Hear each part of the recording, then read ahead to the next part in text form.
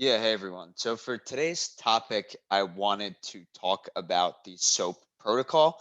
So these next series of topics will cover SOAP, kind of what is the protocol, why is it used, how does it differentiate from REST, and then we'll get into the specific messaging format of a SOAP-based message, WSDLs, setting up examples using SOAP UI and using the Boomi platform, and items of that sort.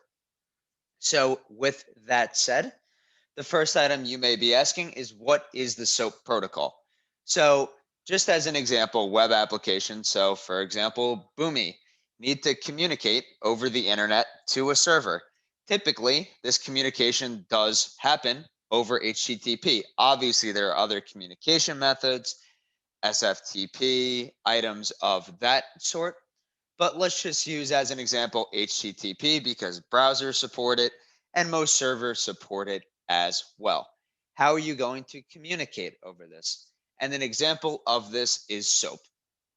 So SOAP is a simple object access protocol.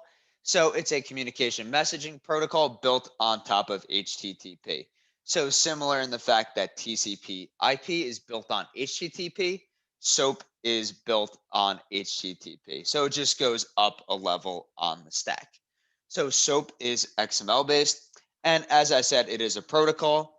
So there's a specific messaging format of these XML documents that we'll talk about.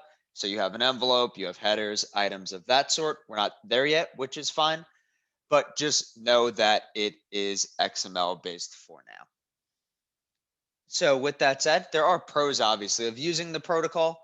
So as it is a protocol, so specifically by a protocol, just like it's designed with a specific specification, it is platform and operating system independent as you are essentially adjusting and making your modifications per the protocol and spec standard.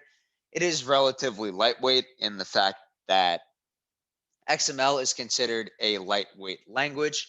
So SOAP in that aspect is relatively lightweight. No customization needed, as we've talked about. It's a protocol, so you're not really going to customize a predefined protocol. And it is stateful. So if state does need to be maintained over different operations or different calls, this is the protocol for you.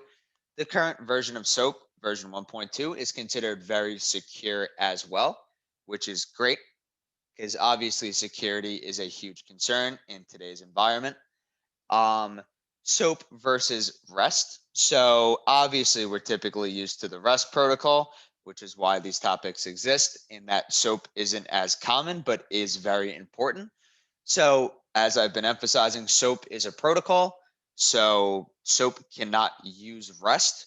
REST can use SOAP as its protocol, if that makes sense. Another item is structure. So REST doesn't have as much of a structure as SOAP would.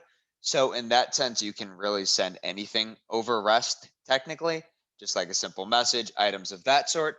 Versus SOAP has these predefined XML, whether it be headers, envelopes, tags, whatever it may be. So REST is even more lightweight than SOAP, but the structure of the SOAP is very important and great for certain use cases.